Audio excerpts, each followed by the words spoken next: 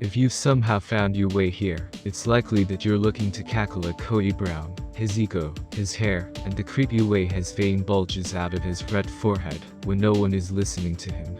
You're in the right place. So far, the Ashley hasn't had much time to recap this season of Sister Wives, but she's going to attempt to recap this episode late. You know what they say, better late than married to Kody. On with the Polygamy ST show. This episode starts off with Isabel in New Jersey with her parents Christine supporting through her very serious scoliosis surgery. As we know, Kody is not with Isabel for the surgery because of the family's COVID rules. Hey, what do you expect him to do? It's not like he makes these rules. Oh, wait. Christine has bucked Kody's previous suggestion that their minor daughter travel from Arizona to New Jersey solo and get her spine literally reassembled, so that there's less of a chance anyone in the family gets possible COVID exposure. As Kody explained before, he can't be aware from Robin and their kids his family for as long as it would take Isabel's back to heal up, so she's on her own. He does, however, get to pout and act like it's no fair that Christine and Isabel chose to get her surgery now, when he can't go along. Darn that Isabel. Not wanting to suffer in agonizing pain for a few more months. How selfish.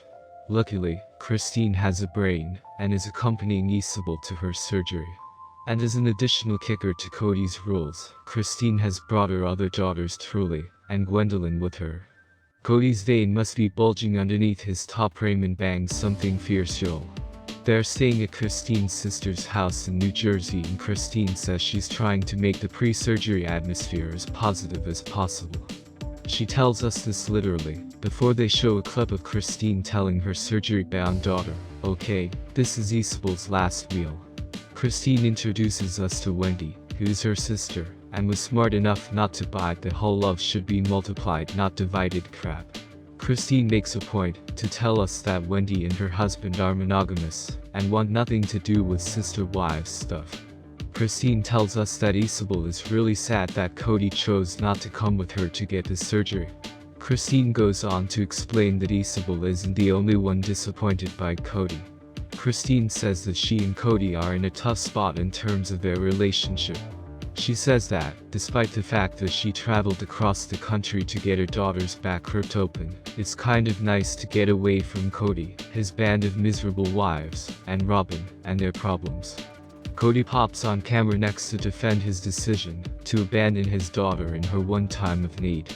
He says that circumstantially there was no way he could have been there during COVID.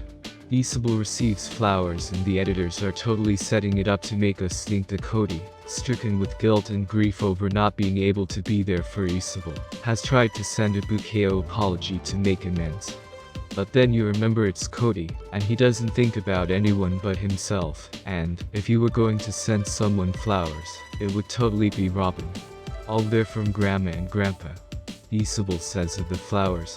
Don't forget though, Kody did make Isabel promise not to become a bitter old housewife, because he failed to go to be with her. So there's that. The other sister wives express how upset they are that they can't be there to rally around Isabel and Christine in their time of need. Kody, meanwhile, is playing with his hair or something, because he can't be bothered to even film a clip and pretend he is sad he didn't go.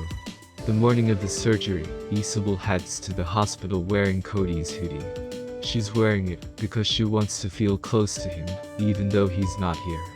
Oh, my heart.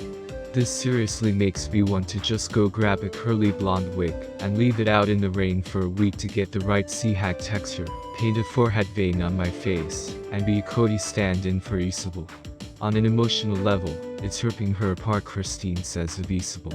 Christine reminds us that there was a time where Kody wasn't a frizzy-haired acid. She tells us that he used to attend Isabel's appointments back when they lived in Vegas. But, you know, something has changed since then. Christine tells Isabel that this is the first day of the rest of her life, and that hopefully she will be free from the pain she's dealt with for years. Christine then gives a very graphic description of what's about to happen to poor Isabel. She's talking about how she's going to get sliced up the side, have her ribs pried apart, get her lung collapsed, and then have the lung shoved to the side, much like Kody has done to Mary.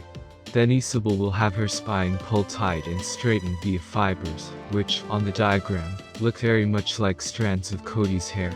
It's all quite horrifying, but Christine and Isabel seem excited.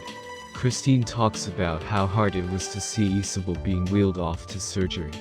Christine films herself in the car and casually mentions that, 9 months ago, Isabel told her that she was in pain every day. I started applying for insurance at that point, Christine tells us. Back in Miseryville, Flagstaff, Kody's acting like he doesn't have a daughter whose lungs are literally being collapsed at the moment. He's still more concerned about who in the family is complying with Robin's COVID rules. He tells us that, because Janelle's sons Garrison and Gabriel still dare to have lives outside Kody's rules, he's still socially distancing from them and Janelle, since she refuses to throw her sons out into the street. He then breaks down the amount of time he's spending with each sister wife. He says that, because Christine is traveling all the time, to get their daughter's spine fixed and all, he doesn't see her almost at all. As for his relationship with Janelle, it is also pretty much non-existent, given the fact that her boys, since when do they only belong to Janelle, won't stop seeing their friends. And, of course, we know that Kody has thrown poor Mary out into the Coyote Pass trees, banishing her to a life of solitude and sad LuLaRoe Instagram lives. The place I'm staying most of the time is at Robin's, Kody tells us. I'll give you a moment to get over your shock. Janelle explains why she refuses to boot her boys out of the house, stating that Garrison has been saving for a home, and that he has enough to cover closing costs, but not quite enough for his down payment. Janelle refuses to kick Garrison out, despite Kody's urging to. Hey, Kody sounds like Garrison is trying to be responsible with his money while purchasing a home. Maybe you and the missus could learn a few things from him, eh? We hear you guys aren't doing too well in that department. Kody tells us that Janelle is acting like this is his problem, and not just hers. Because he's also your son, you dim-witted harebrain.